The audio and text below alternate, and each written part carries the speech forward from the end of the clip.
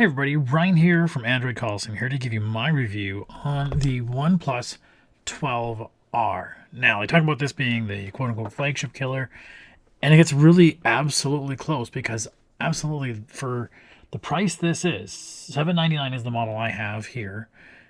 This is really good. And honestly, only like one or two things actually keep me from actually putting down my Pixel. So I'm really excited to see the 12 to see if it might be able to do that for me. But let's go through it. You saw my unboxing, and we talked about this as a $799 version. There is a $669. This is a 6.7-inch display. We have 16 gigs of RAM. We have 256 gigs of storage. If you half both those numbers, you can save that extra to 669. We have a 50 megapixel camera, which will bin at 12. We have the 8 megapixel ultra wide, and we have a 2 megapixel macro lens in the back here. And speaking of the back, I just love that little glittery kind of look to it. That, I don't know, reminds me so much of the Nexus 4, for those of you that remember. Going around it, we see power and volume. It's not the configuration I like. I like having my power on top. I'm just used to pixels.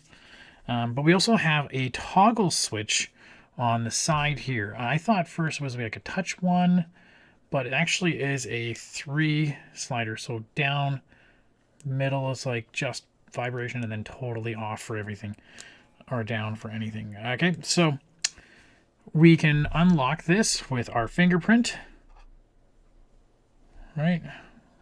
Or we can unlock it with our face. So pretty cool, standard kind of features. We've seen a lot of different devices these days that do a couple different ways to unlock. That's not too bad. But for the R model, for the quote-unquote economical model, it does have the curved edge screen. Now, I'm torn. I like the idea because it makes it feel premium, but I do notice sometimes that it does register a touch on the side. So just be warned and be careful of that. I notice in some of the games I've played, it does have that little extra feature. Going around it, one thing you also will notice is that it's got that little screen protector already pre-installed for you. That is pretty cool, really appreciative. Honestly, I would have preferred if they had that simple little gel case or something, because this is slippery and finding a case isn't exactly easy. I can't just walk down to my local store in the mall and pick up a case for a OnePlus. I gotta order that online. So having to get that online on top of it just makes it a bit of a hunt. So not a big deal. The big deal breaker for me, unfortunately, with this so far is that there is two features I normally love in phones, and this one doesn't have. QI charging, and it doesn't have an IP rating. Well, some people say it's an IP65 when we're used to IP68. So I didn't want to test it. I couldn't find any official saying it was IP65 or not. So those two things kind of put me on edge. QI, I absolutely need to have. Now, they make up for it by the fact that without the QI, you have the Super VOOC charger. This is an 80-watt charger. It will charge your device up in, they say, 26 minutes. I've not really had a chance to try that out, to be honest with you. I didn't feel the need. I need to charge my phone in 26 minutes. I'm a kind of guy that I don't mind it getting down to 80 and then I charge it. 80 and then charge it. Put it on wireless and always topping it up. I don't need to go deep and then have to fast charge it all the way up. Plus, all my chargers out there are already just USB-C. So having to get this one, which is USB-A to USB-C cord, is fine. And then the Quick Charge 3 works just as well for me, so I'm enjoying it for that. Now, using it, it's very much like an Android standard one you see out there, but it's very close to stock. And there's a few features I'm going to run through, and I'm going to probably do some separate videos just for those features, but I wanted to give a highlights here. So first off, one of the ones I do like is little slide out display. Now, and they have this quick file dock where I can basically throw files that I've worked on or something. I can throw it to the file dock and basically access it quickly. So screenshots either by just the quick access for recent, or my file dock, that's something I want to throw there and I can bring it out later. I do like that. I also like that any of these apps that I normally have here, automatically, if I open them, they open in a floating window. So that's kind of cool. Just float it over.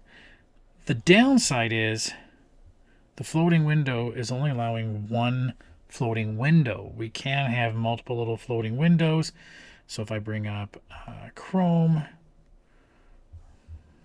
right, I can have that. I can play around and do that. So I can throw away the dock, but I can't have multiple floating windows, which I thought would be kind of cool. That's what I really kind of like that feature.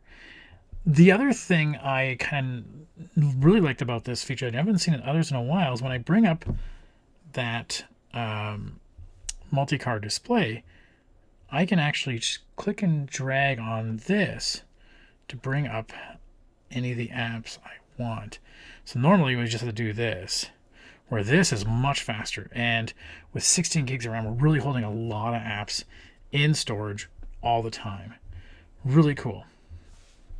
The other things, when we go around and we use it, I like changing the theme. So if we go bring up the apps, there is an infrared remote. Like, that's just cool, having an infrared remote. We just got a new fireplace that is only infrared, doesn't have any smart connections. So that's kind of, I can just do it from here. Really want to play around with that a bit more.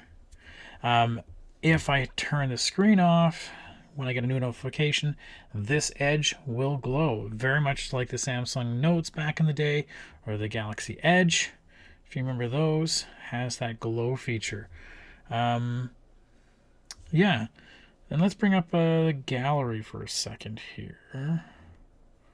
Where's their gallery? I'm not used to their apps. Photos. Okay, so one kind of cool thing, we can take a picture. And we've kind of seen this in other places with the photo emoji, but we can just long press on me, and there I am that. And then I can just say I want to throw that to my dock. So it's just built in that we have this cool little feature already. So I kind of like that neat little thing. Like, let's see, can I get a screenshot of, oh, there we go. Bring that guy to the dock, cut that out. So really kind of neat little simple feature that we can use.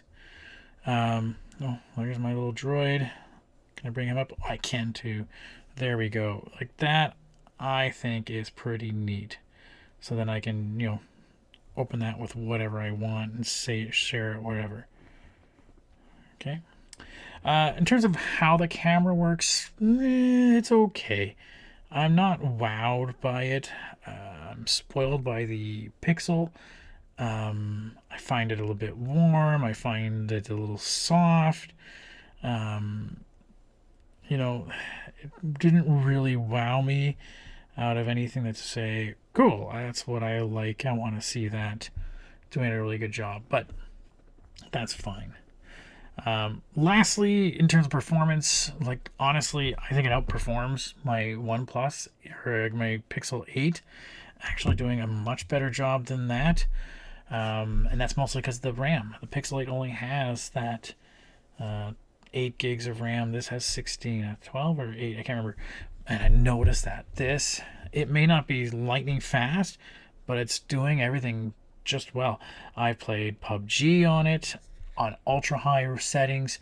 I played that Genshin Impact game on it, ultra high settings, and it's doing quite well. Like, just started loading up PUBG, go back to Genshin Impact, that's how we say it. And it plays very well. And because it has that vapor chamber, I don't notice it get at all warm. And if I'm playing a game for a while, I ended up playing this a little while at night and didn't realize how much time I'd been playing, and it wasn't warm at all. So it's actually doing a very good job at being able to keep itself very cool while you use it. So, yeah, is it absolutely better than Pixel? I don't think so. I really like the camera. I really like something, but I mean, you can't argue with the performance. The display is great. The extra little features are nice and neat into it, and the price is amazing. $799 for this great big display, really cool display, and it's very responsive. you know, it does very well for what you're going to pay for it. I think it's the best bang for the buck you're going to get out there. Definitely get this 16 gig RAM version. Like, don't bother chinsing out and getting the smaller one. Get the better one. Ooh, get some of those things. Okay, so that's my quick review. Again, I'm gonna probably do some extra little reviews down the road. So things like how these little extra folders can work, or some of how the other little functions can work. But that's my quick 10-minute version of why I like this phone so much, and I think you might as well. Okay, thanks so much.